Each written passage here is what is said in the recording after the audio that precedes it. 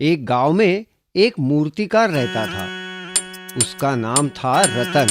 वो एक अच्छा कलाकार था। वो बहुत सुंदर सुंदर मूर्तियां तैयार करता था, लेकिन उसकी मूर्तियों को कोई अच्छा ग्राहक नहीं मिल रहा था। वो रोज सुबह जंगल जाता था और अच्छे अच्छे पत्थर ढूंढकर घर ले आता था। फिर दोपहर के बाद रात तक वो मूर्ति बनाने का काम करता था। ऐसे ही एक दिन जब वो काम कर रहा था तो गांव के कुछ लोग उसके पास आए। क्यों भाई रतन, कैसे चल रहा है तुम्हारा काम? ठीक हूँ मैं सरपंच जी, काम भी ठीक चल रहा है। यहाँ कैसे आना हुआ आज? अरे तुम तो जानते हो ना, हमने गांव में एक मंदिर बनाया है, लेकिन उस मंदिर के लिए एक अच्छी मूर्ति नहीं मिल रही। मैं क्या कहता हूँ रतन, तुम क्यों नहीं बना लेते एक अच्छी सी मूर्ति? हाँ चलेगा सरपंच जी, मेरे लिए तो ये बहुत बड़ा काम है। मैं तुरंत ही गणेश जी की एक अच्छी मूर्ति बनाता हूँ अपने गांव के मंदिर के लिए। अब रतन बहुत खुश हो गया था, क्योंकि उसके पास काम भी था और उसे ग्राहक भी मिल गया था। अब भगवान की मूर्ति बनाने के लिए उसे एक अच्छे और बड़े से पत्थर की जरूरत थी। उसके घर में कुछ पत्थर तो थे, लेकिन उसने सोचा कि भगवान की मूर्ति के लिए कोई अच्छा सा और बड़ा पत्थर लेकर आता हूँ। दूसरे दिन सुबह जल्दी उठकर वो जंगल गया। बहुत ढूंढने पर उसे एक अच्छा पत्थर दिखाई दिया।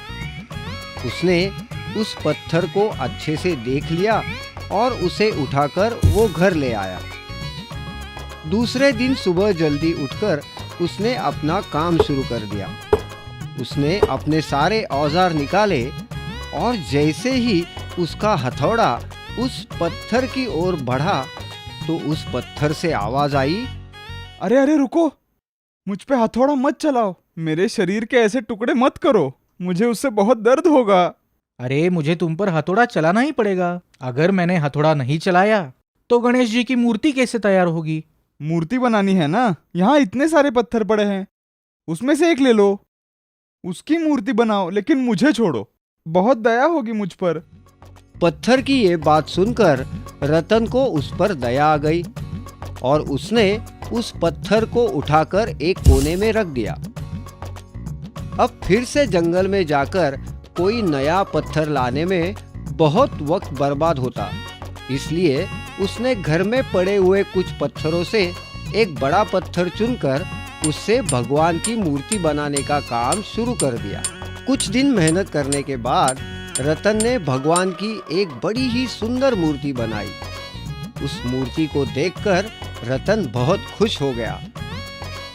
कुछ दिन बाद उस भगवान की मूर्ति को मंदिर तक ले जाने के लिए सब गांव वाले आ गए। सरपंच ने रतन से कहा, क्यों भाई रतन, हो गई कि नहीं मूर्ति तैयार मंदिर के लिए? अरे क्या बोल रहे हो सरपंच जी, देखिए ना कितनी सुंदर मूर्ति बनी है, और ये तो भगवान का काम है, मैं तो जल्दी जल्दी करूंगा ही ना। अच्छा, क्या बात है भाई, तो दिखाओ मुझे मूर्ति।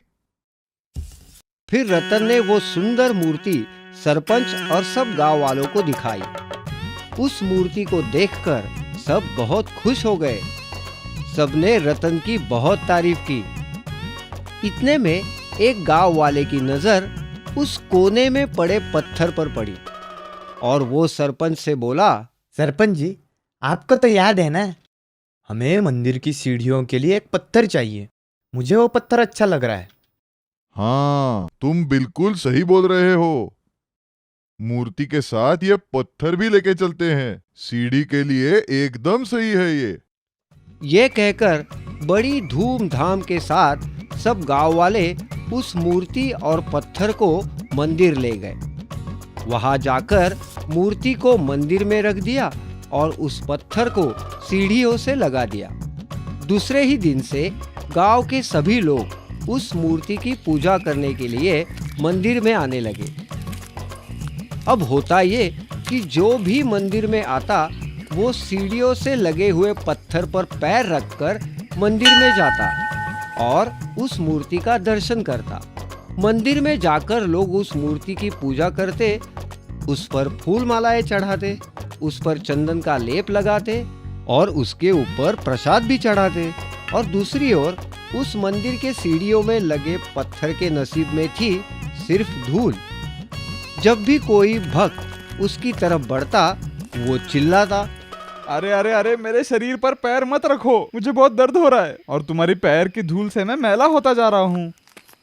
लेकिन भक्तों को उसकी आवाज सुनाई नहीं देती थी, इसलिए वो उसके ऊपर पैर रखकर मंदिर में जाते थे। जो पत्थर मूर्ति बन गया था वो मन ही मन बहुत खुश था, लेकिन जो पत्थर मंदिर की सीढ़ियों में लगा था वो बड़ा दुखी था। एक दिन मूर्ति ने पत्थर से कहा, मैं बहुत दिनों से देख रहा हूँ, तुम इतनी दुखी क्यों हो? अरे तुम तो देख रहे हो सब, जो भी तुम्हारे दर्शन के लिए आता है वो मुझ पर पैर रख के आगे जाता है। मुझे बहुत दर्द तो हो रहा है और मैं कितना मैला हो गया हूँ, देखो ना। तुम्हारा अच्छा चल रहा है, तुम पर लोग फूल चढ़ाते हैं, प्रसाद चढ़ाते हैं, चंदन का लेप लगाते हैं। मतलब ये हुआ कि तुम खा रहे हो प्रसाद और मैं खा रहा हूँ धूल। लेकिन इसके लिए तुम ही जिम्मेदार हो, क्योंकि जब उस मूर्तिकार ने मूर्ति के लिए तुम्हें चुना, तब हथौड़े के घाव से बचने के लिए तुमने ही उसे रोक दिया। इसलिए उसने मुझे चुना, इसलिए मैं बन गया भगवान और तुम रह गए पत्थर के पत्थर।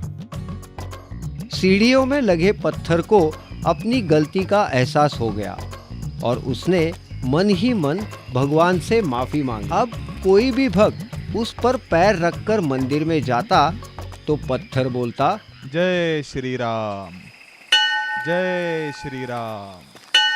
ऐसा करते करते उस पत्थर के मुख से कई हजार बार भगवान का नामस्मरण हुआ। तब इसके उस नामस्मरण से भगवान भी खुश हो गए और उन्होंने एक साधु को उस गांव में भेजा। उस साधु ने सब गांव वालों को मंदिर बुलाया और वो बोला, बहुत दिनों से मैं देख रहा हूँ, तुम मंदिर में दर्शन के लिए तो आते हो, लेकिन तुम्हारा दर्शन करने का तरीका गलत है।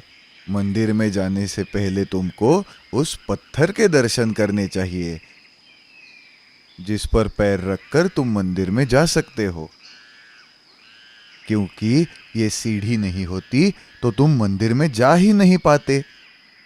फिर गांव वालों ने भी साधु की बात मान ली और मंदिर में जाने से पहले उस सीढ़ियों में लगे पत्थर के दर्शन करने लगे। अब उस पत्थर की जिंदगी बदल गई। लोग मंदिर में जाने से पहले उसका दर्शन लेने लगे। अब समझे तुमने हंसते हंसते भगवान का नाम लेकर सब दुख सह लिया, इसलिए तुम्हें उसका अच्छा फल मिल गया। सही बोल रहे हो, मुझसे भूल हो गई। अब मैं जिंदगी में कठिनाइयों से कभी भी नहीं भागूंगा। इस कहानी से हमें ये सीख मिलती है कि जिंदगी में कुछ कठिनाइयों के घाव सहने से ही हमें अच्छा फल मिलता है। इसलिए हमें मेहनत से दूर नहीं भागना चाहिए। हम आपके लिए हमेशा नई कहानियाँ और नए गाने लेकर आते रहेंगे। तब तक आप गाते और देखते रहिए जिंगल टूस जिंगल टूस जिंगल टूस।